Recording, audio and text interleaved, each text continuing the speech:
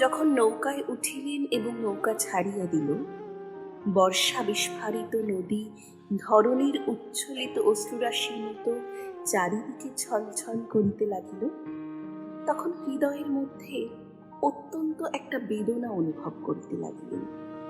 একটি সামান্য গ্রাম্য বালিকার করুণ মুখচ্ছবি যেন এক বিশ্বব্যাপী বৃহৎ অব্যক্ত মর্ম ব্যথা প্রকাশ করিতে লাগিল। একবার নিতান্ত ইচ্ছা হইল ফিরিয়া যাই, জগতের ক্রোড় বিচ্যুত সেই অনাথিনীকে সঙ্গে করিয়া লইয়া আসি।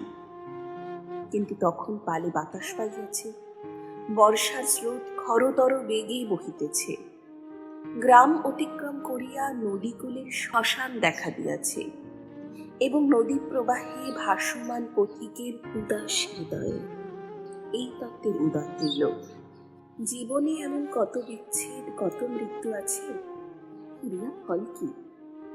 পৃথিবীতে কে কাহার?